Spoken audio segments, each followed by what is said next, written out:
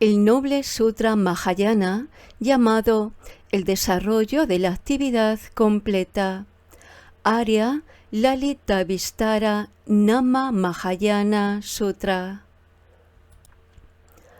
Homenaje a todos los Budas y Bodhisattvas. Capítulo 1. El escenario. Estoy una vez. El Bhagavan estaba residiendo en Shavasti, en la arboleda de Jetavana, en el jardín de recreo de Anathapindika, junto con una gran sangha de 12 centenares de monjes.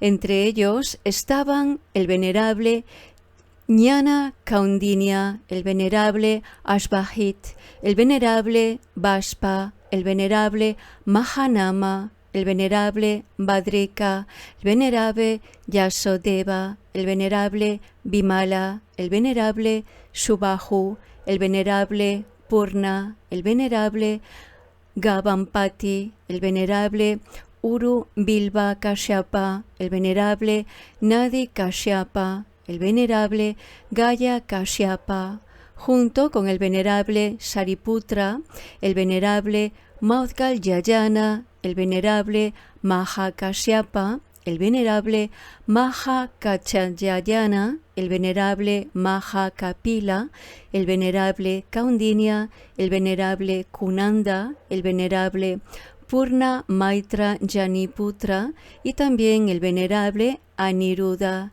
el venerable Nandika, el venerable Kashpila, el venerable Subhuti, el venerable Rebata, el venerable Kadiravanika, junto con el venerable Amogaraja, el venerable Mahaparamika, el venerable Bakula, el venerable Nanda, el venerable Raula, el venerable Shvagata y el venerable Ananda. Junto con estos 12 centenares de monjes había 32.000 bodhisattvas que habían obtenido completamente todas las perfecciones del bodhisattva y a quienes no les quedaba más que un solo renacimiento. Todos ellos habían obtenido los conocimientos superiores del bodhisattva y también habían logrado todas las retenciones y todas las confianzas del bodhisattva. Ellos habían completado todas las aspiraciones del bodhisattva y habían comprendido el conocimiento del bodhisattva en todas sus formas y habían obtenido el dominio sobre todas las absorciones meditativas del bodhisattva. Habían conseguido todos los poderes del bodhisattva y permanecían con la paciente aceptación con respecto a todo. Y habían completado cada uno de los niveles de los bodhisattvas. Todos estos bodhisattvas estaban liderados por el bodhisattva, el gran ser Maitreya, junto con el bodhisattva, el gran ser Dharaniśvaraja, el bodhisattva, el gran ser Sinhaketu, el bodhisattva, el gran ser Siddharthamati, el bodhisattva, el gran ser Prasantakaritamati, el bodhisattva, el gran ser Pratisambhiprapti, el bodhisattva, el gran ser Nityojutta y el bodhisattva, el gran ser Mahakaruna Kandrin. En aquel tiempo, el Bhagavan estaba residiendo en la gran ciudad de Shavasti, donde era honrado, respetado y reverenciado. Sobre él llovían ofrendas hechas por las 4 clases de seguidores, monjes y monjas, laicos y laicas, de reyes, príncipes, ministros y dignatarios, de los miembros de la casta de los guerreros, de los brahmines, mercaderes y de los cabezas de familia, de quienes habitaban en la ciudad y de los campesinos, de los no budistas, de los ascetas, de los sacerdotes, de los lógicos y de los religiosos errantes mendicantes. Él fue tratado como maestro suyo y le mostraron gran respeto. Le hicieron todo tipo de ofrendas y el Bhagavan recibió abundante comida y bebida sabrosa, ropas monásticas y boles para mendigar, ropas de cama y medicinas. Plenamente dotado y famoso, el Bhagavan permaneció desapegado de todo, y la gran reputación del Bhagavan se extendió a través del mundo. El Bhagavan es el Tathagata, el Arhat, el Buda completo y perfecto, dotado con conocimiento perfecto y conducta perfecta. Él es el Sugata, el Señor del conocimiento, el líder insuperable de aquellos que han de ser guiados, el maestro de hombres y dioses. El Buda Bhagavan ha aparecido en el mundo, dotado con los 5 ojos, mora junto con los dioses de este mundo y de más allá. Mora con los demonios y con Brahma, con los ascetas y brahmines, y con muchos otros seres, tanto con dioses como con los mortales ordinarios. Tras haber alcanzado la omnisciencia completa, él enseñó el Dharma, que es bueno en el principio, bueno en el medio y bueno en el final, verdaderamente excelente en significado y hermoso en cuanto a expresión, completamente realizado, libre de contaminaciones, verdaderamente puro, verdaderamente prístino y manteniendo su pureza. Ese es el Dharma que ha enseñado. Un día, a medianoche, el Bhagavan entró en la absorción meditativa, llamada la absorción meditativa de la disposición de los ornamentos del Buda. Apenas había entrado en esta absorción meditativa cuando, desde lo alto de su cabeza, desde la misma coronilla, brilló un fuerte rayo de luz llamado la luz de la sabiduría ilimitada que recuerda a los Budas del pasado. Este rayo iluminó todas las moradas de los dioses del reino de Sudabhasa, atrayendo a innumerables hijos de los dioses, incluyendo Maheshvara, el hijo de los dioses. Desde dentro de ese rayo de luz surgieron estrofas de exhortación. Venid a encontraros con el sabio, el león de los Shakya. Su sabiduría conquista la oscuridad con una luz bella y espléndida, inmaculada y pura, pues su forma está llena de paz y su mente es calmada y virtuosa. Recurrid al gran dominador, quien realiza el Dharma de forma natural, un océano de sabiduría, dotado de poder puro y vasto. Él es el Señor del Dharma, el conocedor de todas las cosas, Maestro de los sabios, Dios de los dioses, reverenciado por dioses y humanos. Id tras él lleno de paz, el que está liberado, quien ha dominado las mentes de aquellos que son difíciles de domar y cuya propia mente está libre de los lazos de Mara, pues verle y oírle no deja de reportar beneficio. Todos vosotros id con devoción suprema ante quien es insuperable exponiendo el Dharma, quien disipa la oscuridad y muestra el camino sublime, con una conducta llena de paz y un conocimiento infinito. Él es el Rey de los médicos, quien dispensa el elixir de la inmortalidad. Él es el supremo orador, destructor de los ejércitos del mal con su elocuencia, conociendo perfectamente el significado del Dharma. Él es amigo del Dharma, es el guía incomparable que muestra el sendero. Tocados por la luz de la sabiduría ilimitada que recuerda a los Budas del pasado, Los hijos de los dioses de los reinos de las moradas puras, inspirados por estos versos, salieron de sus meditaciones perfectamente tranquilas. A través del poder del Buda, ellos recordaron a los Budas Bhagavanes de innumerables e incalculables eones, recordando las cualidades de los campos de Buda, de cada Buda Bhagavan, al igual que al séquito que rodeaba a los Budas y las enseñanzas que dieron. Esa noche, los hijos de los dioses residentes en las moradas puras visitaron al Bhagavan.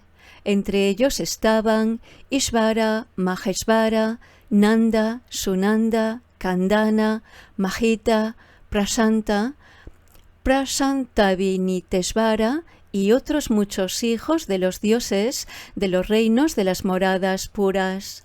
Reluciendo con sus colores brillantes, iluminaron con su luz divina toda la arboleda de Jetavana. Apareciendo ante el Bhagavan, se postraron tocando con sus cabezas sus pies, y entonces se pusieron a un lado y dijeron al Bhagavan: Bhagavan, existe una amplia colección de discursos que lleva el nombre de Lalitavistara. Esa enseñanza ilumina las raíces de virtud del Bodhisattva, revelando en detalle cómo el Bodhisattva descendió desde el cielo de Tusita, cómo entró intencionadamente en el vientre y cómo permaneció dentro del vientre. Muestra el poder del lugar en el que el Bodhisattva nació dentro de una buena familia y cómo él superó a todos los demás a través de todas las cualidades especiales que demostró en sus actividades durante la juventud. Muestra sus cualidades únicas, inigualables, en actividades tales como sus habilidades en los distintos oficios, en la escritura, aritmética, cálculo, astrología, en el uso de la espada y en el del arco, en sus hazañas de fuerza física y en la lucha, en las que mostraba su superioridad en todas ellas sobre todos los demás seres sin excepción. Muestra cómo disfrutaba de su séquito de consortes y de los placeres de su reino. Esta enseñanza muestra cómo él proclamó el resultado generado por la causa concordante de todas las actividades del Bodhisattva, mostrando cómo él se manifestó como un Bodhisattva y destruyó a todos los ejércitos de Mara. Explica los 10 poderes, las 4 ausencias de miedo, su adquisición de los 18 atributos exclusivos de un Buda y las otras cualidades innumerables de un Tathagata, y presenta las infinitas enseñanzas dadas por los Tathagatas del pasado, incluyendo a Padmotara, Dharmaketu, Dipankara, Gunaketu, Mahakara, Shrideva, Shitejas, Satyaketu, Vajra Sanjata, Sarva Vidu, Ema Varna, Atyuchagamin, Pravalasagara, Pushpaketu, Vararupa, Sulochana, Shigupta, Hina Bakra, Unnata, Pushpita, Urnatejas, Pushkara, Surasmi, Mangala, Sudarsana, Maha Sinhatejas, Shita Buddhidata, Vasanta Gandhin, Satya Dharma Vipulakirti, Tishya, Pushya, Lokasundara, Visti Narveda, Ragnakirti, Ugratejas, Brahmatejas, Sugosha, Supushpa, Suma Nojagosha, Suses Tarupa, Prahasita Netra, Gunarasi, Megashvara, Sunda Ravarna, Hina Bakra, Ajustejas, Sali Gahagamin, Lokavilasita, Hita Satru, Sampuhita, Vipashi, Sikin, Visvabu, Krachu Chanda Kana Kamuni, enseñanzas que también fueron enseñadas por el Tathagata Kashyapa, el Arhat, el Buda completo y perfecto. Bhagavan, por favor, enseña ahora esto para curar a la multitud de los seres. Enséñalo para traerles la felicidad. Enséñalo movido por el amor hacia el mundo, para beneficiar a los seres, incluidos dioses y humanos. Enséñalo para ser nuestro médico, para nuestra felicidad. Sácalo a la luz para explicar el Mahayana, para derrotar a los oponentes y para vencer a todas las fuerzas de los maras, para instruir a todos los bodhisattvas e inspirar a todos aquellos que siguen el camino del bodhisattva a desarrollar la diligencia para abrazar el verdadero Dharma y asegurar la continuidad de las tres joyas. Por favor, enséñalo para iluminar todas las actividades del Buda. Movido por el amor hacia esos hijos de los dioses e indudablemente también hacia todos los seres, incluidos los dioses, el Bhagavan permaneció en silencio, otorgando su consentimiento. Viendo que este silencio significaba que él otorgaba su consentimiento, los hijos de los dioses se regocijaron y alegraron. Llenos de felicidad y de deleite, se postraron a sus pies y lo circunvalaron 3 veces, esparciendo polvo de sándalo, polvo de áloe y flores de mandarava. Entonces ellos se desvanecieron. Al amanecer del día siguiente, el Bhagavan se dirigió a una arboleda de bambú, rodeado por una asamblea de bodhisattvas y con una sangha de oyentes, shavakas. En torno a él, y se sentó en el asiento que ellos habían preparado y se dirigió a los monjes. Oh monjes, esta noche vino ante mí un grupo de dioses de los cielos de las moradas puras. Entre ellos se encontraban Ishvara, Maheshvara, Nandana, Sunanda, Kandana, Mahita, Prashanta, Vinitesvara y muchos otros. Entonces el Bhagavan siguió contando los eventos que habían sucedido la noche anterior, hasta llegar al momento en el que desaparecieron los hijos de los dioses. Después de esto, los bodhisattvas y los grandes oyentes se postraron con las manos juntas y entonces hicieron la siguiente petición. Bhagavan, por favor, otórganos la enseñanza llamada el desarrollo de la actividad completa. Por favor, enseña esto ahora como una medicina para la multitud de seres, para traerles la felicidad. Movido por la compasión hacia el mundo, enséñala para beneficiar a miríadas de seres, tanto dioses como humanos. Por favor, enséñala para el beneficio de los bodhisattvas, los grandes seres del presente y también para beneficiar a las generaciones del futuro. Por favor, enséñala para que pueda ser nuestro médico y traernos la felicidad. Lleno de compasión hacia los bodhisattvas, los grandes seres, hacia los grandes oyentes, los dioses, humanos y semidioses, el Bhagavan permaneció en silencio, otorgando así su consentimiento. Entonces él se dirigió a la asamblea. Monjes, la noche pasada, cuando descansaba aquí, cómodo y libre de aflicciones, y permaneciendo en la igualdad concentrado en un solo punto, llegaron ante mí un grupo de hijos de los dioses, dotados con grandes poderes milagrosos y colores brillantes. Eran prístinos, brillando con magnificencia, iluminando toda la arboleda de Jetavana con su esplendor. Se aproximaron a mí llenos de alegría. Allí había millones de dioses, incluyendo a Maheshvara, Kandana, Isvara, Nanda, Prasantasita, Mahita, Sunanda y un hijo de los dioses llamado Santa. Se postraron a mis pies, me circunvalaron y se reunieron aquí ante mí. Juntaron las palmas de sus manos con respeto y me hicieron esta petición.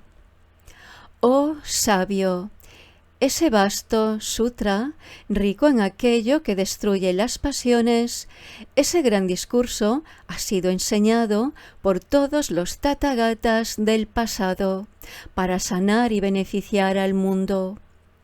Mostrando consideración a toda la asamblea de bodhisattvas, que pueda el sabio explicar una vez más el Mahayana. Esa enseñanza que vence a todos los demonios y subyuga a todos los oponentes. Así fue como hicieron su petición los dioses, y con mi silencio yo otorgué mi consentimiento. Esto los llenó de alegría y satisfacción, y, deleitados, esparcieron flores, pétalos de flores. Oh monjes, escuchad atentamente. Este gran discurso, este sutra vasto, enseñado para beneficio del mundo por todos los tathagatas del pasado. Capítulo 2. La gran inspiración. Y ahora, monjes, ¿qué es esta vasta enseñanza sobre el Dharma llamada Lalitavistara? Monjes. El Bodhisattva estaba morando en el cielo de Tushita y tras haber obtenido su consagración recibía ofrendas y era alabado y reverenciado por 100.000 dioses. Sus propósitos habían sido conseguidos y se elevaba debido a la fuerza de sus aspiraciones. Su inteligencia era tal que él había adquirido la sabiduría que penetra el significado de todo el Dharma del Buda. El Bodhisattva estaba dotado con el ojo de sabiduría que a la vez era vasto y puro. Tenía una gran memoria e inteligencia, realización, prudencia, modestia y alegría, y su mente era extraordinariamente poderosa. Él había practicado los grandes medios hábiles, habiendo alcanzado la maestría en las perfecciones de la generosidad, moralidad, paciencia, esfuerzo gozoso, concentración y sabiduría. Practicaba las 4 moradas de Brahma. Gran amor, gran compasión, gran regocijo y gran ecuanimidad. Dotado de una gran consciencia, él estaba libre de los oscurecimientos y había manifestado una sabiduría ilimitada, libre de apegos. Similarmente, él había perfeccionado todos y cada uno de los factores de la iluminación, los 4 fundamentos de la atención mental, los 4 abandonos correctos, los soportes de los poderes milagrosos, las fuerzas, los poderes, las ramas de la iluminación y el sendero. El cuerpo del Bodhisattva estaba adornado bellamente con los signos y marcas sublimes, los cuales indicaban su ilimitada acumulación de mérito y sabiduría, debido a haberse involucrado en la conducta apropiada durante mucho tiempo, actuando siempre de acuerdo a sus palabras. Sus certeras sentencias siempre eran verdaderas. Siendo a la vez honesto, sincero y carente de astucia, su mente era invencible. Libre de orgullo, presunción, arrogancia, miedo y timidez, él era imparcial para con todos los seres. El Bodhisattva había rendido homenaje a innumerables Budas, a billones de Budas. Su mirada amorosa era reverenciada por millones y millones de bodhisattvas. Similarmente, Shakra, Brahma, Maheshvara, los guardianes del mundo, los dioses, Nagas, Gandharvas, Asuras, Garudas, Kinnaras y Yakshas, en sus multitudes, se regocijaban de su gloria. Tras haber discernido claramente el significado de cada una de las palabras, el Bodhisattva tenía una comprensión del Dharma que era a la vez sin obstrucción, con un claro discernimiento y perfecta. Era un recipiente de memoria incomparable, capaz de recordar las enseñanzas de todos los Budas. El número de dharanis que él había recibido era infinito. El Bodhisattva era el gran capitán de la gran nave del Dharma, el cual había realizado perfectamente a través de los fundamentos de la atención mental, los abandonos correctos, los soportes de los poderes milagrosos, las fuerzas, los poderes, las ramas de la iluminación, el sendero, la perfección del conocimiento, la cualidad preciosa de los medios hábiles y el mérito. Con la intención de ir más allá de los 4 torrentes, conquistó a Mara, sometió a las fuerzas hostiles y derrotó a todos sus oponentes. Él se enfrentó y destruyó a las sordas enemigas de las aflicciones con el arma del Vajra de la sabiduría suprema. Este gran ser era como un loto. Este loto nació de la intención superior y poseía un tallo de gran compasión, que estaba profundamente enraizado en la mente de la iluminación. Estaba rociado con el agua de la gran diligencia y tenía como centro los medios hábiles. Sus anteras eran las ramas de la iluminación y como estambres tenía la estabilidad mental. Este loto surge en un océano inmaculado formado por una vasta acumulación de virtudes.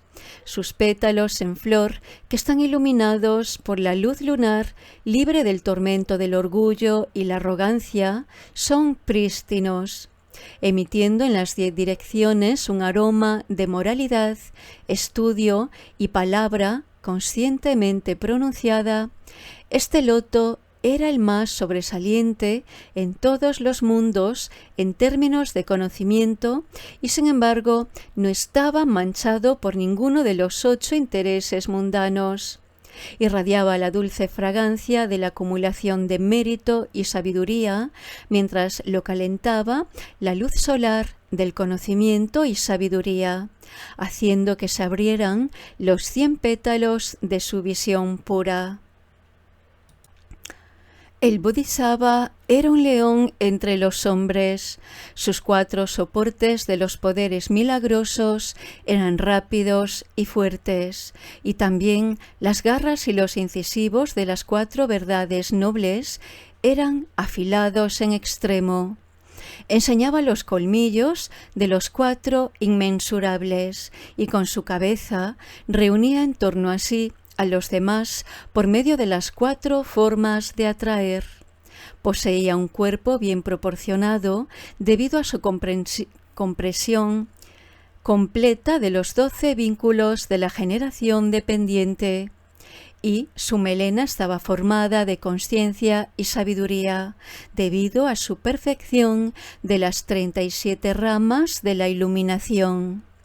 Su boca abierta, rugiente, eran las 3 puertas de la liberación, mientras que sus ojos indicaban la pureza de su incomparable calma mental y visión penetrante. Habita en las cuevas de montaña de la estabilidad mental, la liberación completa, la absorción meditativa y la meditación profunda. Nacido en la jungla de las 4 actividades y de la disciplina moral, estaba dotado con los 10 poderes, las 4 ausencias de miedo y el poder perfecto. Los pelos de su cuerpo no se erizan con el miedo a la creación y destrucción. y somete a las masas de los no budistas, quienes son como conejos y ciervos con su gran rugido de león de la ausencia de una entidad propia inherentemente existente.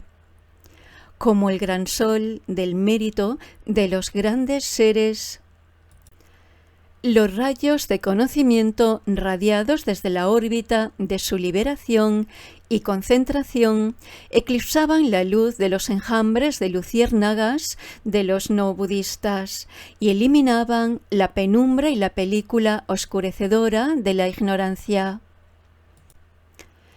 Indudablemente, al estar dotado con fuerza brillante y diligencia, la majestad radiante de su mérito iluminaba brillantemente entre dioses y humanos. Como la gran luna, en él no hay oscuridad, pues encarna perfectamente todo lo que es virtuoso. Verlo era hermoso de contemplar y agradaba a la mente, y su facultad del ojo no conocía la obstrucción.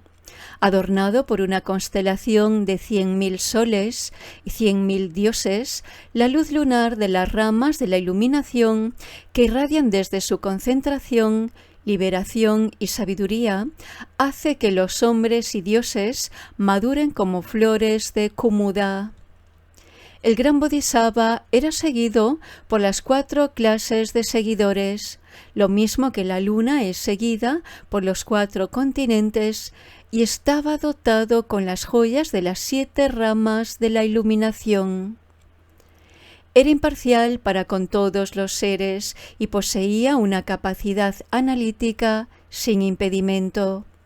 Su propósito estaba realzado por las austeridades sublimes y perfectamente completas, y por la observación de las prácticas espirituales del sendero de las 10 acciones virtuosas.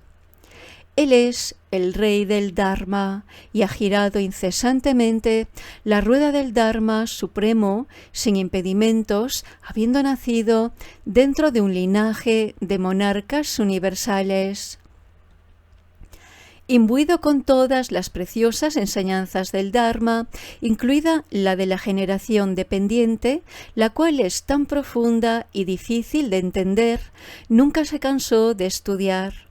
Así pues, su sabiduría ilimitada había llegado a hacerse vasta y omnisciente. Su disciplina moral también estaba más allá de toda medida. Sin la menor duda, su mente era tan vasta como el océano y la tierra. Siendo igual a la tierra, agua, aire y fuego, su mente era tan firme e inmóvil como el monte Meru. Estaba libre de apego y rechazo, y su mente era tan prístina y abierta como el centro del espacio. Era vasta y no igualada por ninguna otra. Su intención superior era supremamente pura.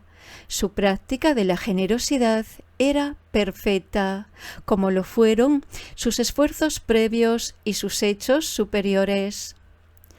Él había sembrado todas las raíces de virtud y había dado lugar a todas las tendencias positivas, discerniendo correctamente cuáles eran las virtudes básicas. Él practicó todas esas virtudes durante un período de 7 eones incalculables. Hizo regalos de las 7 clases y practicó las 5 formas de crear mérito, y también transitó por el sendero de las 10 acciones virtuosas y practicó las 40 clases de aplicación correcta. Similarmente, él había generado los 40 tipos de aspiración correcta. Había estado inmerso en los 40 tipos de intención correcta. Había perfeccionado las 40 clases de liberación y ejercitaba los 40 tipos de interés correcto. Él había atendido a 4 millones de miríadas de Budas y había hecho devotas ofrendas a 55 millones de miríadas de Budas y había hecho regalos a cientos de millones de realizadores solitarios. Él estableció a innumerables seres en los senderos hacia los reinos superiores y la liberación. Él deseaba convertirse en un Buda completamente iluminado, alcanzar el despertar supremo, perfecto y completo. Quedándole tan solo una vida, él falleció y renació en el cielo de Tushita como un niño hijo de los dioses, cuyo nombre era Shvetaketu. La asamblea de los dioses le mostró gran reverencia, honrándole como el mejor de sus hijos, como uno que dejaría de estar entre ellos para renacer entre los humanos, donde él llegaría a convertirse en un Buda, alcanzando la insuperable, perfecta y completa iluminación. Él residía en un palacio celestial de 32.000 plantas, adornado con balcones, cúpulas, arquitrabes, luceros, pabellones frescos, almacenes y patios. Este palacio estaba adornado con parasoles, banderas y estandartes. Estaba cubierto por toldos hechos de pequeñas campanillas enjolladas y había esparcidas flores de mandaraba y de maja mandaraba. Los cantos de billones de doncellas celestiales podían ser oídos en todo el palacio. Este resulta encantador e incluso los suelos estaban cubiertos con toldos dorados. También había diversas clases de plantas, tales como atimoctacas de color blanco perla, magnolios, enredaderas de trompetas, orquídeas muchalindas, maja muchalindas, asocas, banyans, que son higueras de Bengala, árboles de caqui, narras, carnicaras, quesaras, salas y coral. En cada dirección había toldos llenos de flores, rebosando de giotis, malicas, barasicas, taranis, sumanas, bali, cotaranis y otras flores de dulces fragancias.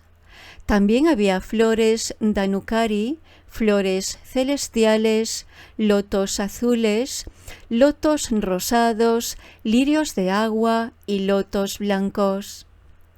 En el aire volaban diversas clases de pájaros, cantando sus hermosas melodías. Entre ellos había loros, saricas, cucos, gansos, pavos reales, patos faisanes, agachadizas, perdices y muchos otros.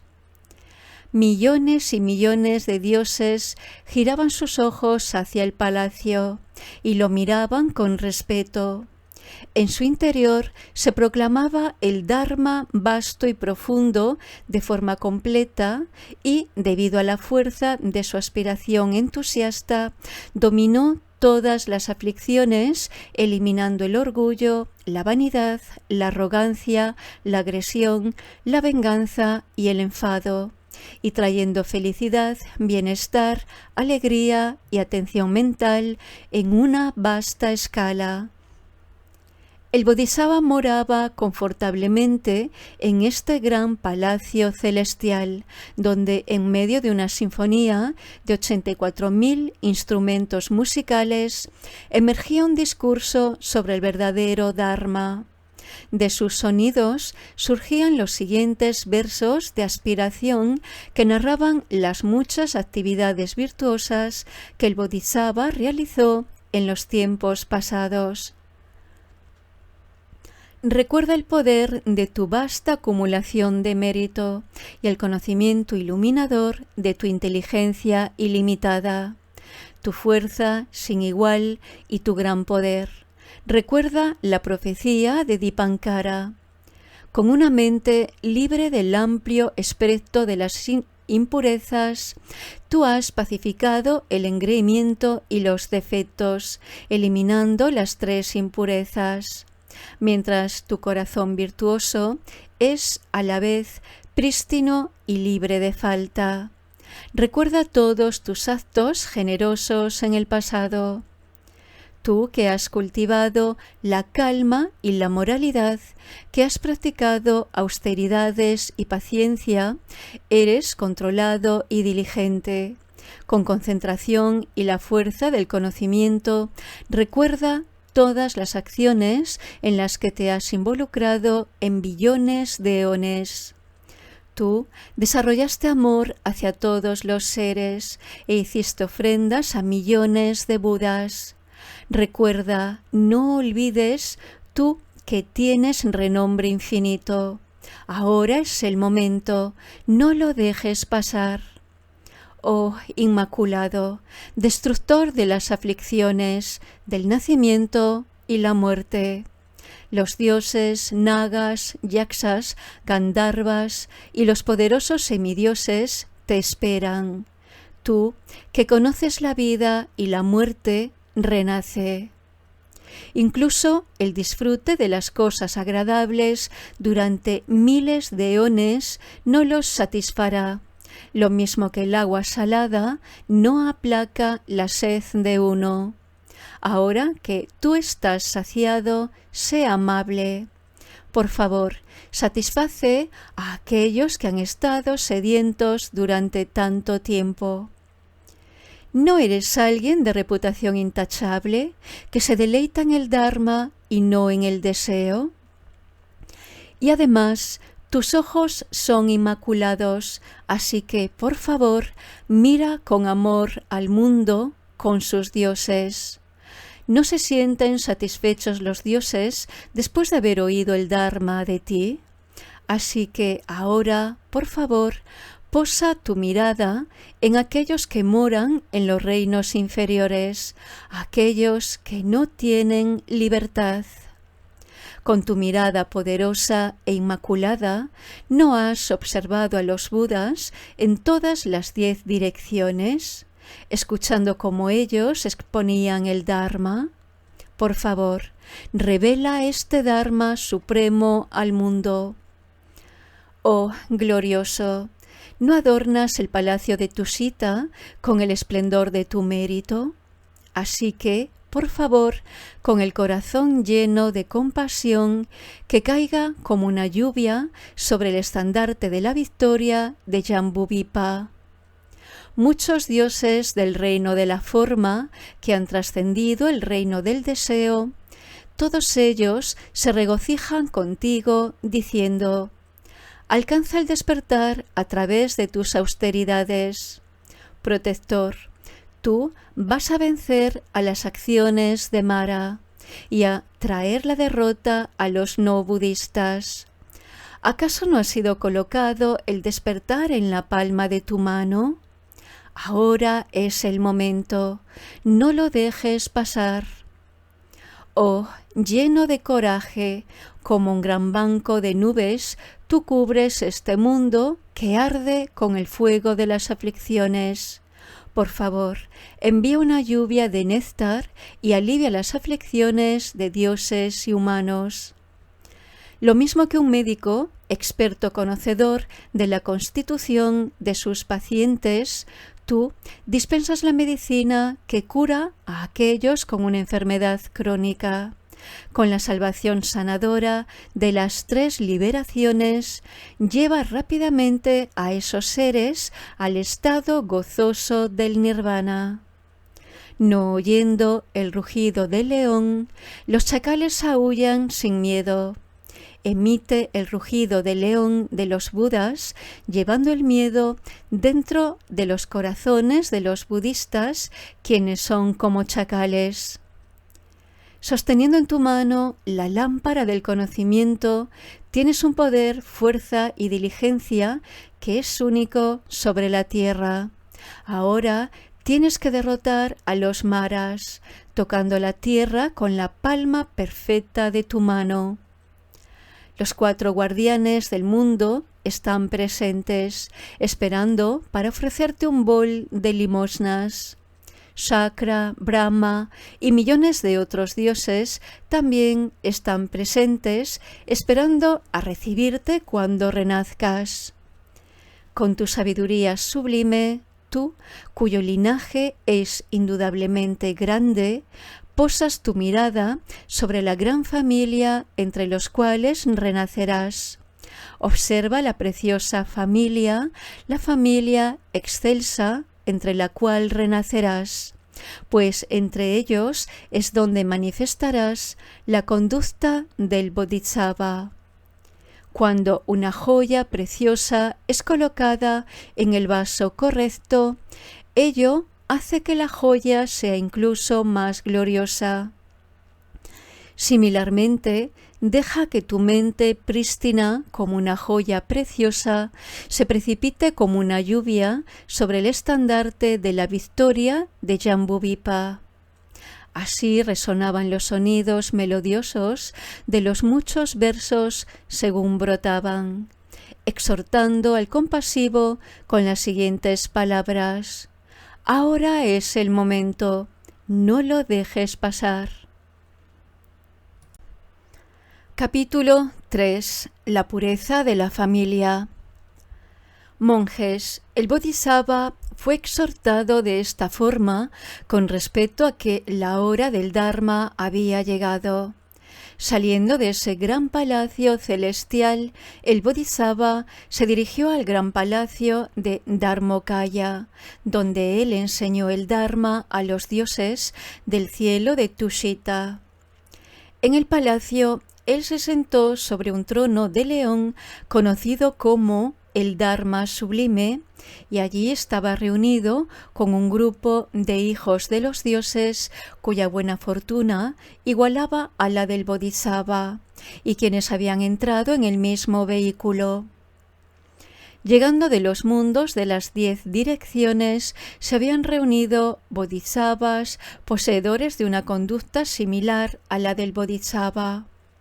Los hijos de los dioses también estaban acompañados de séquitos con intenciones igualmente puras, sin la asamblea de las doncellas celestiales y de los hijos de los dioses ordinarios. Todos ellos formaban un séquito de 680 millones. Entraron en el palacio y cada uno de ellos se sentó en un trono de león de acuerdo a su rango. Entonces fue, oh monjes, cuando el Bodhisattva dijo: en 12 años el Bodhisattva entrará en el vientre de su madre. En ese tiempo, los hijos de los dioses de los cielos, de las moradas puras, descendieron a Jambudvipa y ocultaron sus formas divinas. Tomando la apariencia de brahmines, enseñaban los Vedas a otros brahmines. Ellos hicieron saber que quien entraba en el vientre de esa manera sería un gran ser, que poseería las 32 marcas. Ellos dijeron: alguien que posea estas 32 marcas solo podrá ser 2 cosas. No existe una tercera opción. Si ese individuo viviera como un cabeza de familia, él llegaría a ser un monarca universal con los 4 cuerpos de ejército. Llegaría a ser un conquistador, un rey del Dharma. Ese rey tendría los 7 tesoros, la rueda preciosa, el elefante precioso, el caballo precioso, la joya preciosa, la esposa preciosa, el administrador precioso y el ministro precioso. ¿Cómo un monarca universal llega a poseer la rueda preciosa? Esa rueda solo puede pertenecer a un rey que ha sido elevado al rango supremo dentro de la clase gobernante. En el 5º día del mes lunar, mientras observa el ayuno de posada, el rey lavará primero su cabeza y entonces se dirigirá a la terraza más elevada del palacio, rodeado de las mujeres de su casa. Entonces, desde el este aparecerá una rueda divina, preciosa, de 1000 radios. La rueda, la cual no ha sido hecha por ningún herrero, es redonda, con un cubo central hecha enteramente de oro y con la altura de 7 árboles de tala. Esta rueda divina, preciosa de oro, pertenecerá ahora al rey, quien ha sido elevado al rango más alto dentro de la clase gobernante. Cuando la vea, pensará para sí mismo: yo he oído que si una rueda preciosa divina aparece desde el este, cuando un rey que ha sido elevado al rango más alto de la clase gobernante asciende al piso más alto del palacio, mientras está rodeado por un séquito compuesto por todas las mujeres de la casa, cuando se está observando el ayuno de posada durante el 15º día del mes lunar, este se convertirá en un monarca universal. Puesto que yo ahora puedo percibir claramente esta rueda preciosa divina, con total certeza, yo tengo que ser un monarca universal. Entonces el rey que ha sido elevado al rango más alto de la clase gobernante descubrirá uno de sus hombros de su manto y se arrodillará en el suelo sobre su rodilla derecha. Girando la rueda preciosa con su mano derecha, proclamará: rueda preciosa, por favor, gira en armonía con el Dharma, en vez de girar de acuerdo con aquello que no es el Dharma. La rueda preciosa divina, puesta en marcha por el rey elevado al rango más alto de la clase gobernante, viajará mágicamente a través del espacio hacia el este, seguida por el monarca universal y sus 4 cuerpos del ejército. Donde quiera que la rueda llegue a pararse, el rey, elevado al rango más elevado de la clase gobernante, y sus 4 cuerpos de ejército establecerán su campamento. Según va viajando, los reyes provinciales de los países del este vendrán a saludarlo portando vasos de plata repletos de polvo de oro y vasos de oro repletos de fragmentos de plata. Ellos le dirán: bienvenido, Señor, por favor, ven, este reino es tuyo. Es extremadamente vasto y próspero, las cosechas son abundantes y es deleitante y populoso. Indudablemente está lleno de gente. Ahora que has llegado a esta tierra, Señor, es tuyo. Te pedimos que te quedes. En su réplica a los reyes provinciales, el que ha sido elevado al rango más alto de la clase gobernante responderá: podéis gobernar vuestros respectivos reinos de acuerdo al Dharma, pero no de acuerdo a aquello que no es el Dharma. No matéis a los seres, no cojáis lo que no os ha sido dado, y no os involucréis en conductas sexuales incorrectas. Similarmente, deberéis absteneros de contar mentiras, de sembrar la discordia, de insultar y de hablar frivolidades. No permitáis que vuestra mente sea vencida por la codicia, la malicia y por las creencias erróneas. Si lo contrario al Dharma apareciera en mis dominios, yo no lo aplaudiría.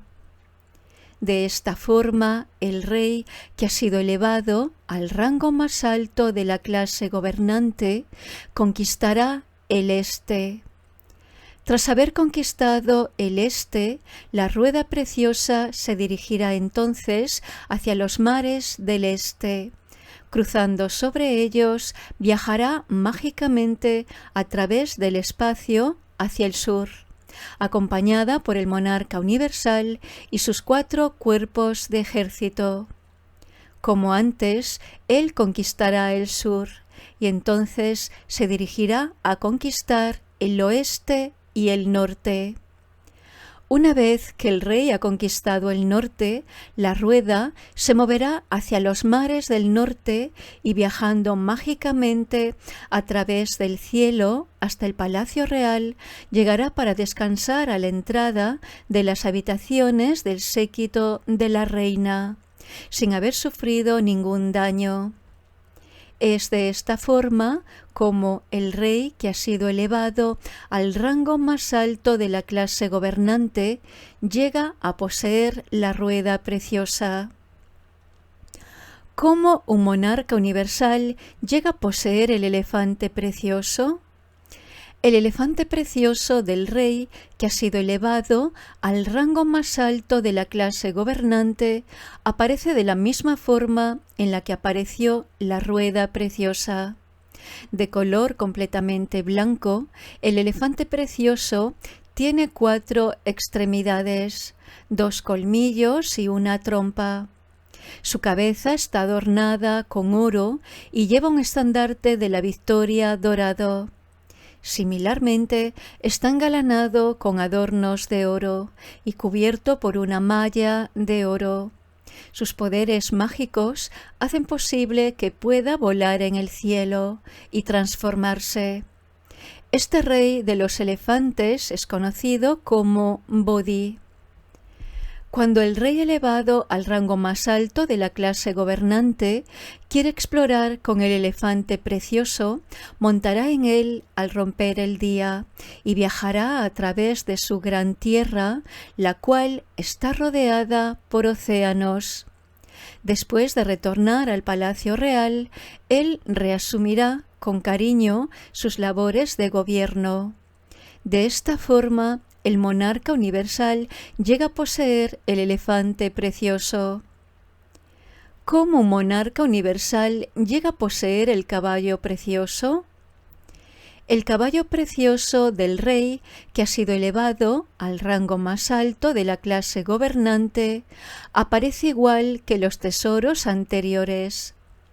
El caballo precioso tiene un cuerpo de color azulado y una cabeza negra con una crin trenzada.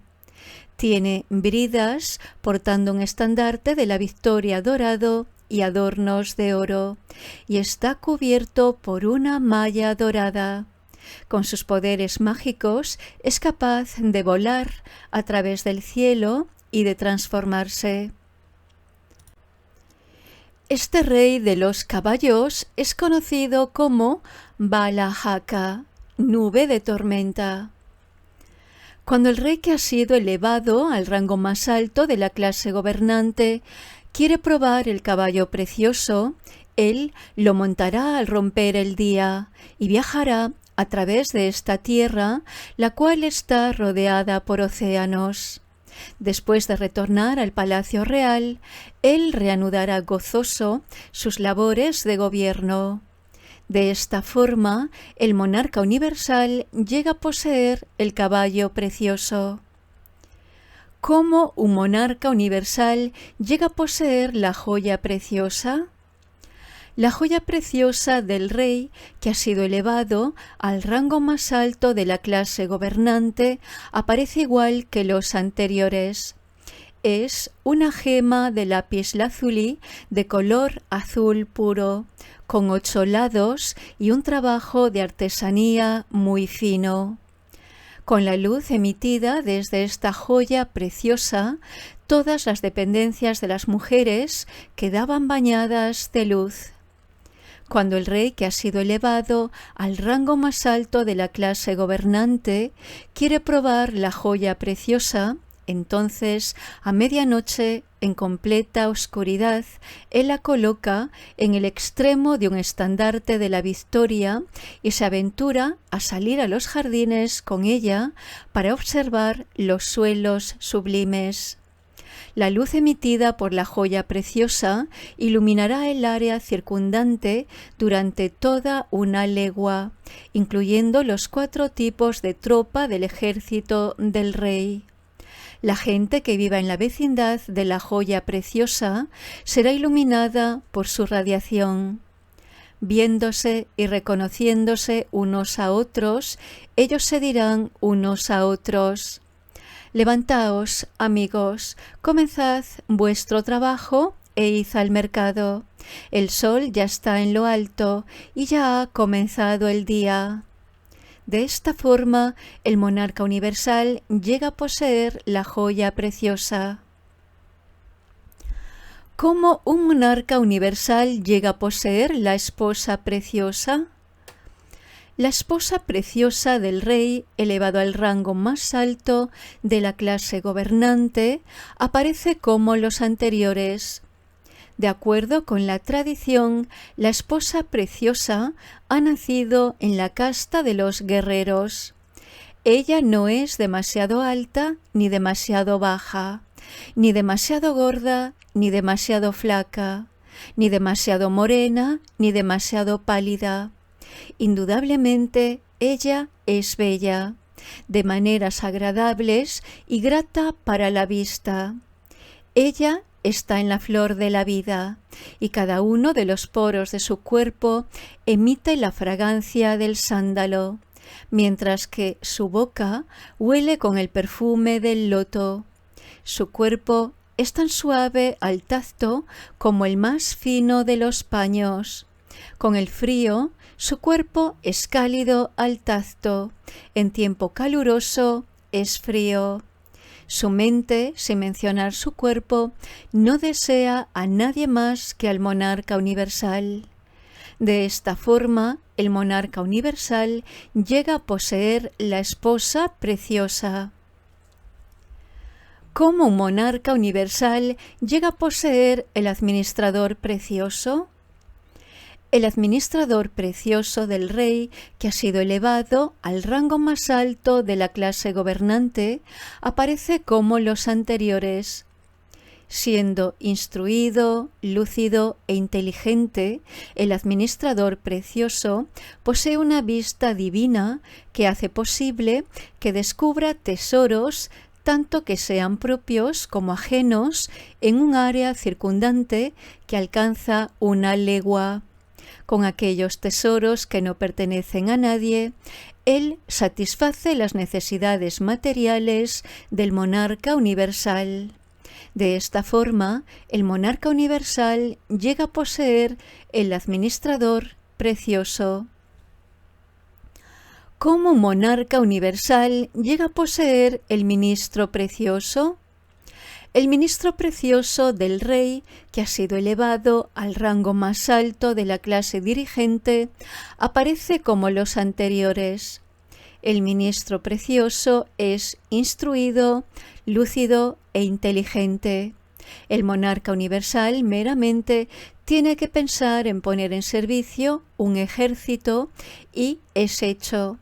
De esta forma, el monarca universal llega a poseer el ministro precioso. Así, el monarca universal posee estos 7 tesoros. El monarca universal también tendrá 1000 hijos, siendo valientes, heroicos y supremamente capaces en cuerpo. Esos hijos obtendrán la victoria sobre las fuerzas que se les opongan. Sin recurrir al castigo o a los actos de violencia, el rey gobernará de acuerdo al Dharma, llevando la paz y el orden a todo el amplio reino que se extiende hasta los océanos.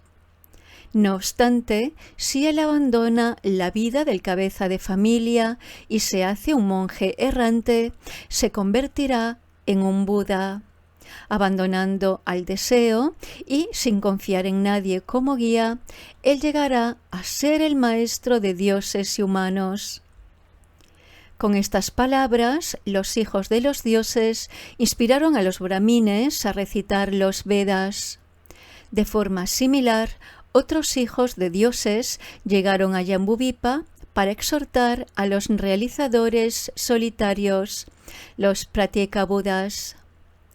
Ellos dijeron: «Oh nobles, abandonad este campo de Buda, pues en 10 años el Bodhisattva entrará en el vientre de su madre». Monjes, en aquel tiempo había un realizador solitario llamado Matan Gawo, que moraba en el monte Golangula Parivartana, en la ciudad de Rajagriha. Oyendo la exhortación de los dioses, llegó a quedarse tan quieto como el barro sobre una piedra, y entonces se elevó en el cielo hasta la altura de 7 árboles tala. Fusionándose con el elemento fuego, él pasó al nirvana como una antorcha. Su bilis y flema, ligamentos y huesos, carne y sangre fueron consumidos completamente por el fuego, no dejando más que unas pocas reliquias esféricas en el suelo. Incluso hoy son conocidas como las huellas del sabio. Monjes, en ese mismo tiempo estaban reunidos 500 realizadores solitarios en el Parque de los Ciervos a las afueras de Varanasi. También ellos oyeron la exhortación de los dioses y entonces se elevaron en los cielos hasta la altura de 7 árboles tala y, encendiéndose súbitamente, entraron en el nirvana como si fueran antorchas. Su bilis y flema, ligamentos y huesos, su carne y sangre fueron completamente consumidos por el fuego.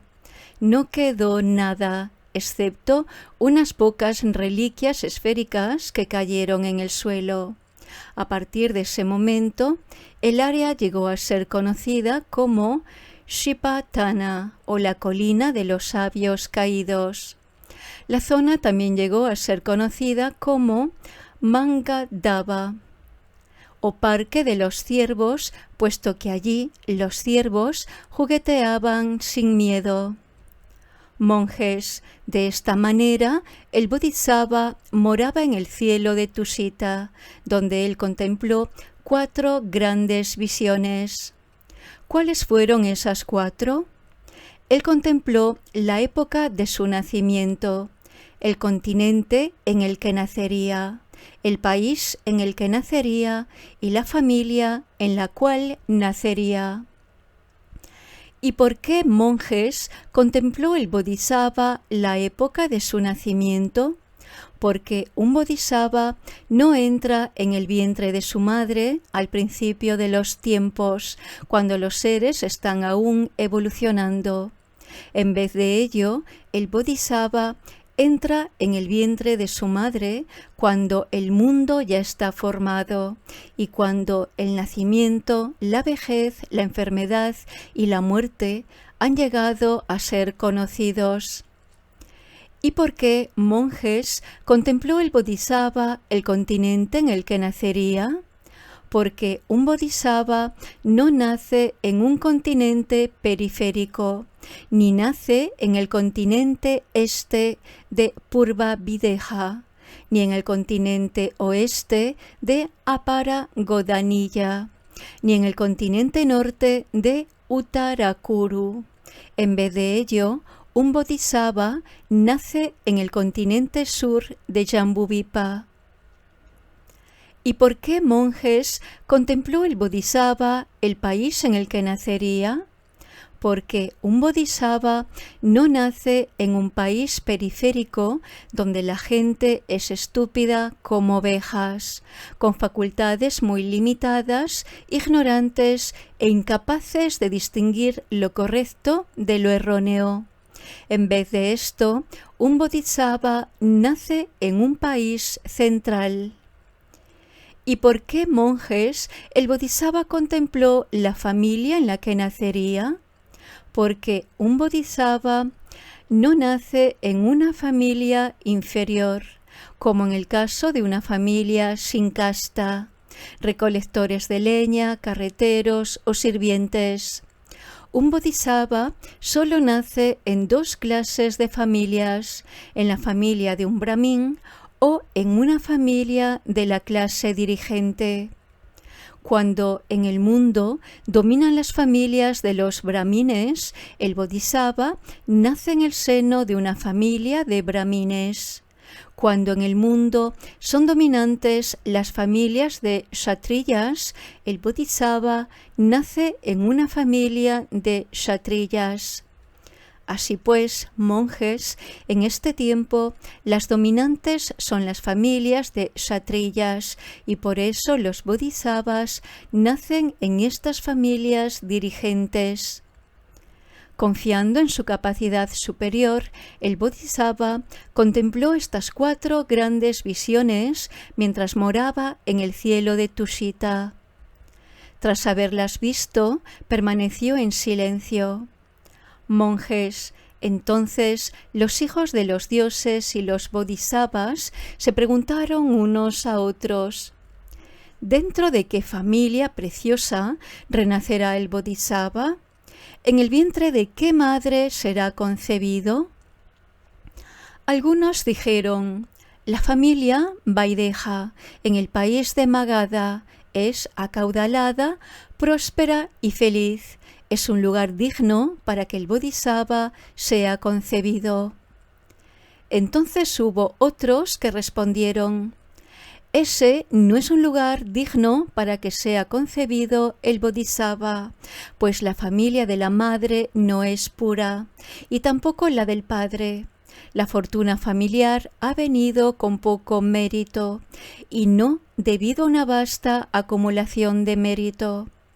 Ellos son impetuosos, inestables e inconstantes. El entorno en su país es desértico, con pocas arboledas, lagos y estanques. Es una tierra primitiva, parecida a una aldea remota. Por tanto, ese no es un lugar digno para que el bodhisattva nazca. Algunos dijeron: la familia Kosala posee un gran séquito, muchas caballerías y una gran riqueza. Ese es un lugar digno para que el bodhisattva sea concebido. Pero otros replicaron: ese tampoco es un lugar digno. La familia Kosala desciende de gente sin casta. No son puras ni la familia del padre ni la de la madre. Sus intereses son bajos y su linaje innoble. Además, no tienen un ilimitado almacenaje de riquezas y tesoros. Por tanto, ese no es un lugar digno para que el bodhisattva nazca. Algunos dijeron: la familia del rey de Vaxa es rica, próspera y feliz. Es un lugar digno para que el bodhisattva sea concebido. Entonces otros replicaron a esto: ese no es un lugar digno. La familia del rey de Vaxa es vil, violenta y sin ninguna nobleza. Son ilegítimos por nacimiento y lo que han conseguido no procede de las acciones nobles de sus padres. El rey es un nihilista, por tanto, tampoco es un lugar digno para que el bodhisattva sea concebido. Algunos sugirieron: la ciudad de Vaishali es rica, próspera y feliz. Es un sitio agradable y lleno de gente. Es como un palacio celestial, con terrazas, balcones, arquitrabes, luceros, pabellones frescos, edificios de varios pisos y palacios. Esta ciudad está llena de flores abiertas en plena floración, rodeada de jardines y en medio de bosques. Este es un lugar digno para que el bodhisattva sea concebido. Pero otros replicaron: ese tampoco es un lugar digno. Ellos no se hablan unos a otros con decoro. No practican el Dharma, ni respetan a sus superiores, mayores, líderes o a quienes son sus iguales. Cada uno piensa que él es el rey, no adoptando nunca el papel de estudiante o aceptando el Dharma. Por tanto, esa ciudad tampoco es un lugar digno de un bodhisattva. Otros dijeron: la familia Pradyota en la ciudad de Ujjayini posee un gran ejército y muchas caballerías. Ellos han salido victoriosos en la batalla contra sus enemigos. este es un lugar adecuado para que nazca un bodhisattva. A esto le llegó la respuesta: ese no es un lugar digno, puesto que ellos son maliciosos y violentos, no son civilizados, son salvajes e impetuosos, sin preocupación alguna por las consecuencias de sus acciones. Por tanto, ese no es un lugar adecuado para que sea concebido un bodhisattva. Algunos dijeron: la ciudad de Mathura es rica, próspera y feliz, es populosa, está llena de gente. El palacio real del rey Subbahu, quien dirige un ejército de valientes guerreros, es un lugar adecuado para que nazca un bodhisattva. Otros replicaron: ese no es un lugar digno. Este rey nació en el seno de una familia con visiones erróneas. No hay duda de que él es como un salvaje. Por eso es inapropiado que el bodhisattva nazca en su última vida dentro de esa familia con visiones erróneas. Por lo tanto, ese tampoco es un lugar adecuado para que sea concebido el bodhisattva. Algunos sugirieron: el rey de la ciudad de Hastinapura nació en la familia descendiente de Pandu. Este rey es valiente, lleno de coraje y hermoso. Ha vencido a los ejércitos enemigos. Por tanto, resulta adecuado para el bodhisattva ser concebido dentro de esa familia. A esto, otros dijeron: esta familia tampoco es digna del bodhisattva. Los nacidos dentro de la familia Pandava tienen su genealogía confusa. Ellos dicen que Yudhishthira es el hijo del Dharma, que Bhimasena es hijo de Vayu, que Arjuna es hijo de Indra y que Nakula y Sahadeva son hijos de los dos Ashvins. Por tanto, no es adecuado que el bodhisattva sea engendrado en esa familia. Algunos dijeron: la ciudad de Mitila es hermosa en extremo y próspera. Esta es la tierra gobernada por el rey Sumitra, quien posee muchos elefantes, caballos, carros, infantería y tropas. Él también tiene una gran riqueza material, con grandes reservas de oro, plata, joyas, perlas, lapislázuli, conchas, cristales, corales, oro fino y muchas otras riquezas y pertenencias. Él es poderoso, tiene un ejército que no teme a los reyes de los países circundantes. Él tiene muchos amigos y se deleita en el Dharma. Este es un lugar adecuado para que sea concebido el bodhisattva. Pero otros replicaron: ese tampoco es un lugar apropiado. Resulta indudable que el rey Sumitra tiene esas buenas cualidades. Sin embargo, es extremadamente anciano, así que realmente es incapaz de engendrar un hijo. Además, él ya tiene muchos hijos y no es apropiado que el bodhisattva sea concebido dentro de esa familia. De este modo, los bodhisattvas y los dioses observaban a todas las familias ilustres que podían ser encontradas en todos los 16 reinos de Jambudvipa y vieron que todas ellas eran inadecuadas. Cuando ellos estaban considerando esto, un hijo de los dioses llamado Jana-Ketu-Baja, quien estaba establecido firmemente en el Mahayana y que no podía ser apartado de la iluminación, habló a la gran asamblea de dioses y de bodhisattvas. Venid, amigos míos, vayamos ante el bodhisattva y preguntémosle cuáles son las cualidades preciosas que ha de tener una familia para que un bodhisattva pueda tener en ella su renacimiento final.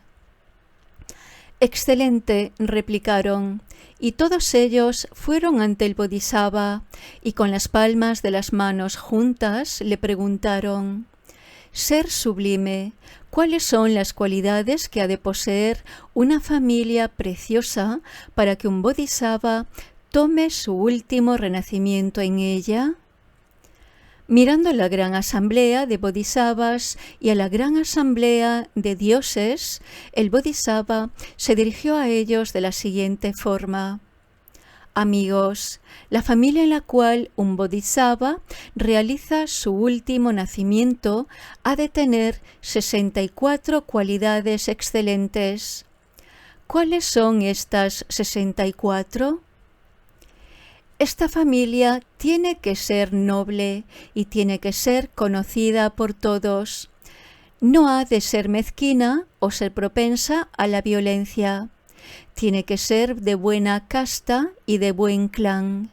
Tiene que tener uniones maritales excelentes, con uniones maritales excelentes en el pasado y con uniones maritales entre individuos que son puros. Esas uniones maritales tienen que ser entre personas que son ambas puras, bien conocidas por todos y famosas por su gran poder. En esta familia tiene que haber muchos hombres y muchas mujeres. Tienen que ser intrépidos y no comunes o acobardados. No tienen que ser codiciosos, pero sí disciplinados. Tienen que ser sabios y han de velar por los ministros. Esta familia tiene que ser creativa y por ello capaz de disfrutar de los placeres mundanos. Esta familia debería de ser firme en sus amistades y debería de salvaguardar la vida de todos los seres del reino animal. Deberían de ser agradecidos y saber cómo comportarse de manera apropiada. No deberían de estar movidos por la ambición, el enfado, la ignorancia o el miedo. Deberían de estar temerosos de involucrarse en la práctica de acciones no virtuosas. No deberían de permanecer en la ignorancia. Esta familia debe de ser benevolente e industriosa. Tienen que tener tendencia a dar, ser generosos y recordar la amabilidad recibida de otros. Tienen que ser fuertes físicamente, con gran poder y fuerza, indudablemente una fuerza suprema. Tienen que hacer ofrendas a los sabios, a los dioses, a las estupas y también rendir homenaje a sus antepasados. No deben de albergar rencor.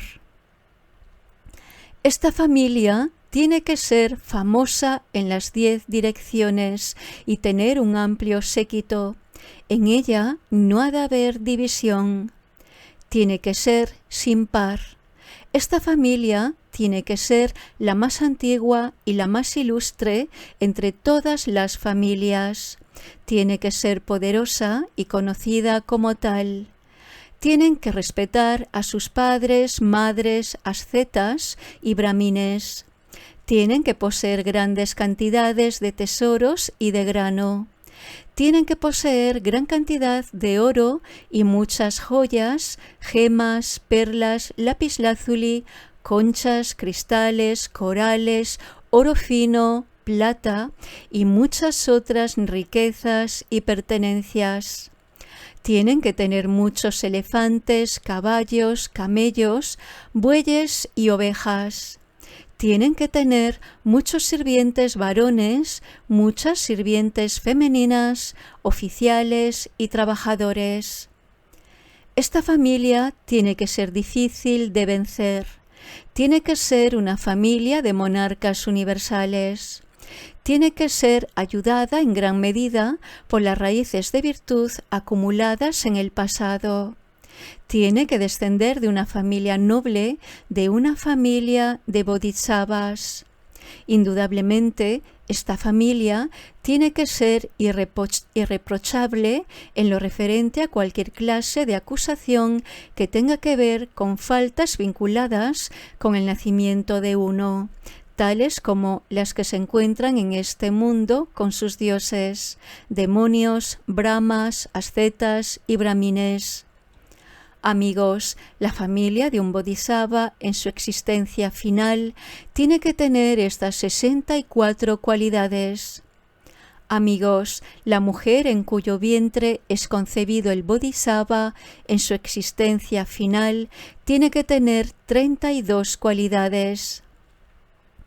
¿Cuáles son estas 32 cualidades? Un bodhisattva que está en su existencia final tiene que ser concebido en el vientre de una mujer conocida por todos y de conducta intachable. Tiene que provenir de una buena casta y de una buena familia. Debe de tener una figura excelente, un nombre excelente y proporciones excelentes. No tiene que haber dado a luz previamente y tiene que observar una moralidad excelente. Tiene que ser generosa, jovial y hábil. Tiene que tener una mente clara, calmada, no tener miedo, estar instruida, ser sabia, honesta y sin astucia. Tiene que estar libre de enfado, envidia y codicia. No ha de ser burda, alguien que se distraiga fácilmente o propensa al chismorreo.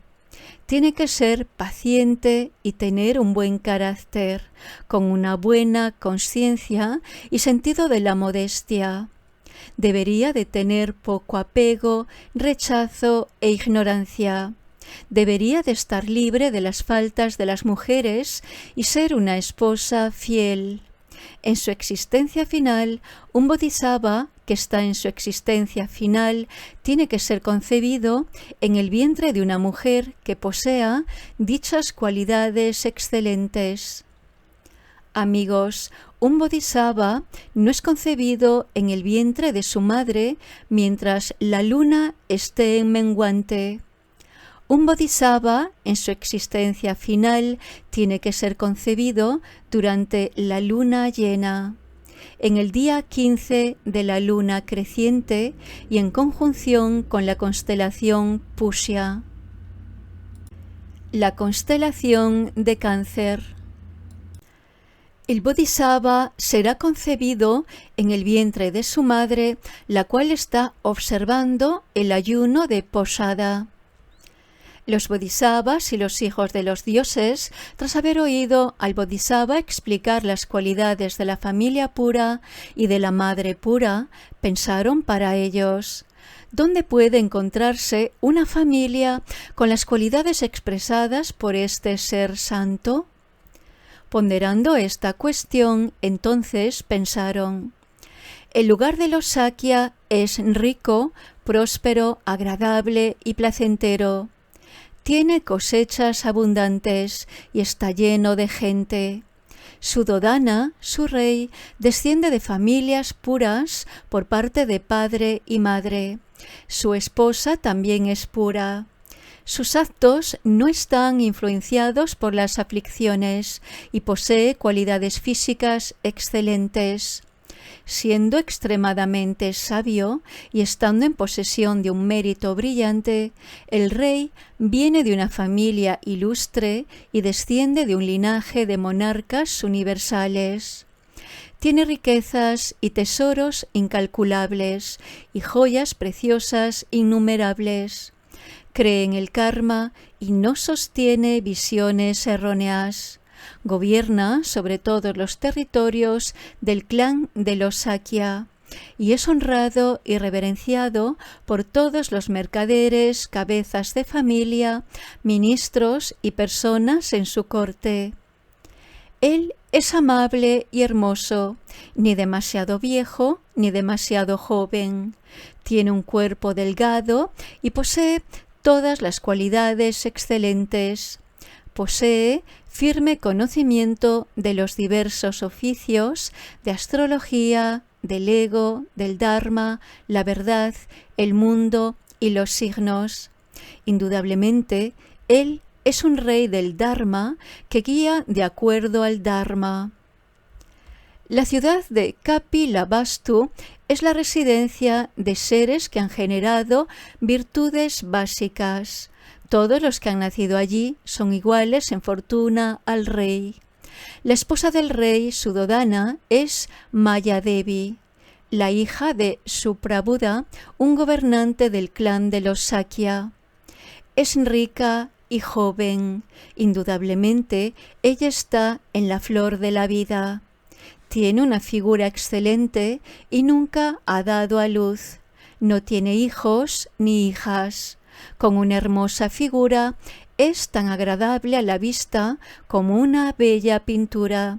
Está engalanada con joyas como una doncella celestial, libre de las faltas de las mujeres. Siempre dice la verdad, con palabras que son suaves, gentiles, fiables, y todo ello más allá del reproche. Su voz es como la del cuco.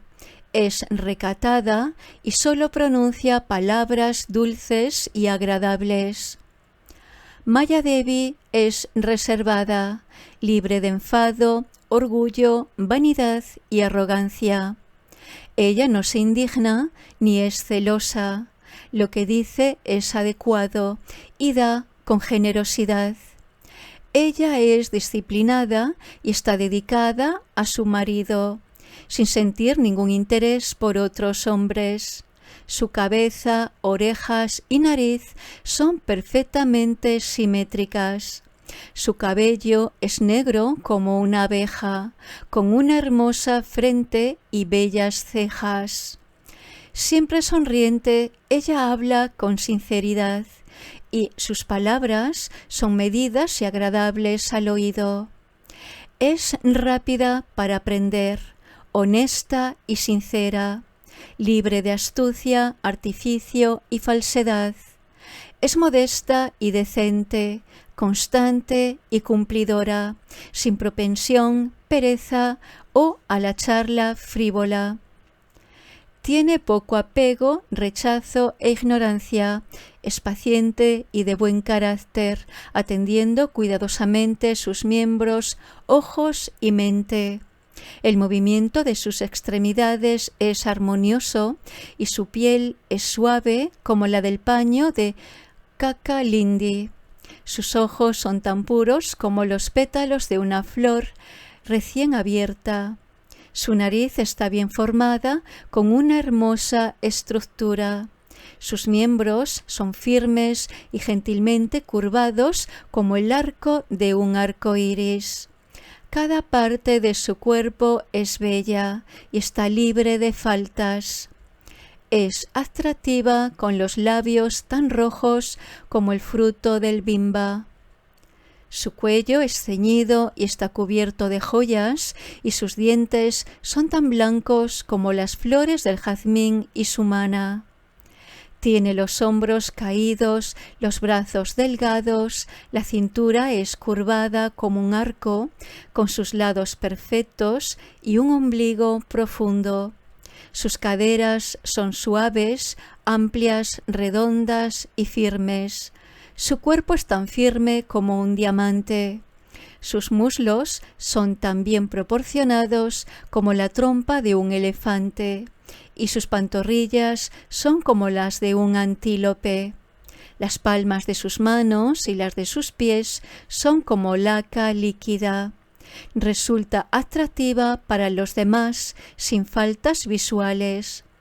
Seductora para la mente y agradable a la vista, su forma corporal es superior incluso cuando se la compara con otras mujeres bellas. Indudablemente es sin par. Puesto que su forma es como una emanación mágica, la palabra Maya, significando emanada mágicamente, forma parte de su nombre. Ella también es diestra en todas las artes.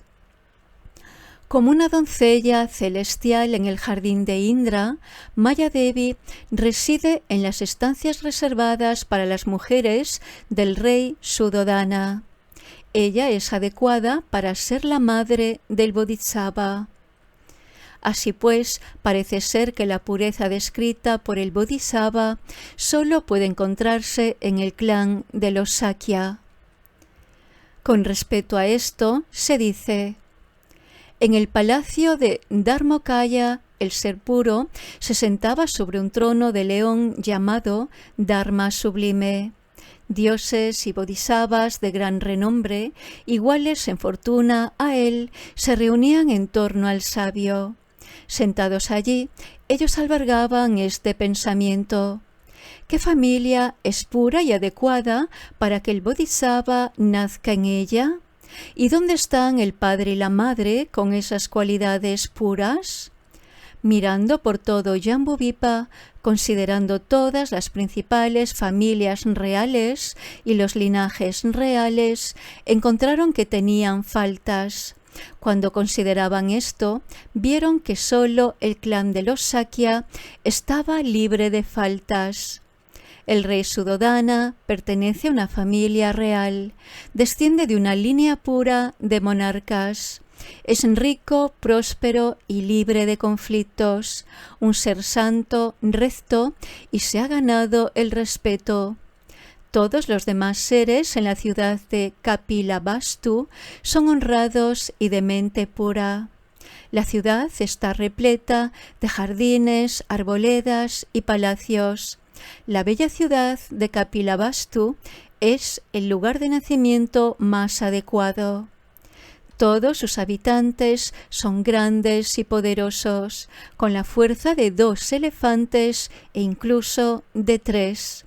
Han perfeccionado su entrenamiento en la arquería y las armas, y no dañan a los demás, incluso a costa de su vida.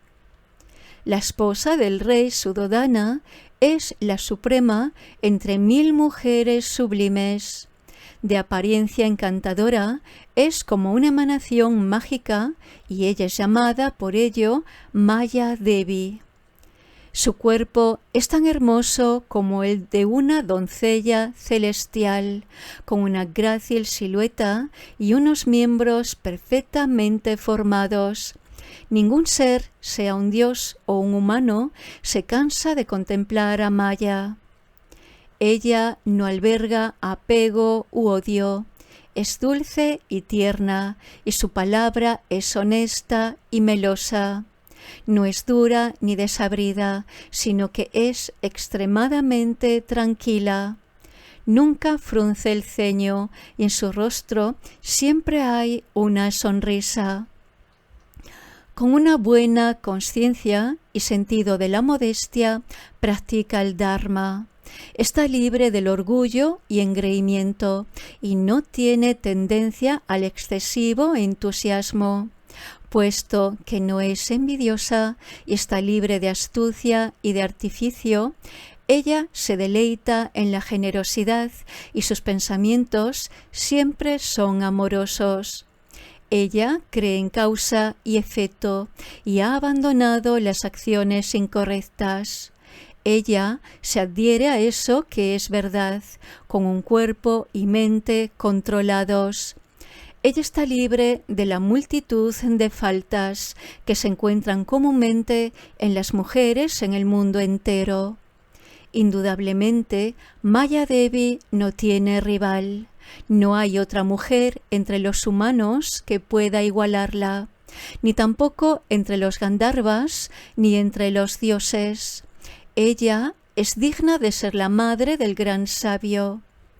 Durante 500 vidas, ella sola ha sido la madre del Bodhisattva, lo mismo que el rey Suddhodana ha sido su padre. Así pues, ella posee todas las cualidades de una madre digna. Tan disciplinada como un asceta, sigue un código de conducta estricto.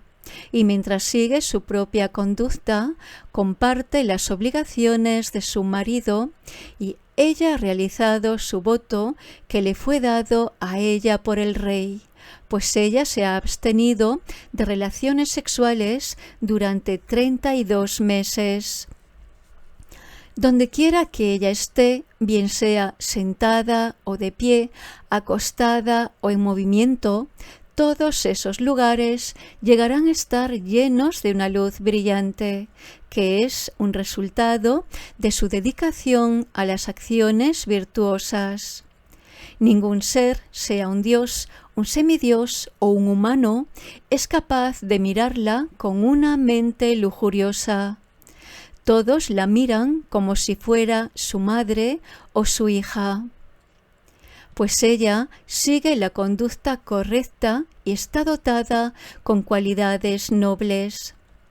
Debido a las acciones virtuosas de Maya Devi, el vasto imperio del rey incrementa en prosperidad y los reinos vecinos no pueden comparársele. El renombre y la fama como gobernante también continúan incrementándose. De esta forma, Maya Devi es un recipiente adecuado. De este modo, el ser santo es supremamente bello. Así pues, puesto que los dos están dotados de cualidades supremas, uno será el hijo y otro es digno de ser la madre. Ninguna otra, excepto Maya Devi, quien está dotada con las cualidades más supremas y tiene la fuerza de 10.000 elefantes, ninguna otra sería capaz de llevar en su vientre al hombre supremo de Jambudvipa. Con estas palabras de alabanza, los hijos de los dioses y los bodhisattvas, con su vasto conocimiento, proclamaron a la sublime Maya como madre, diciendo: ella es adecuada para dar a luz a la alegría del clan de los Sakya.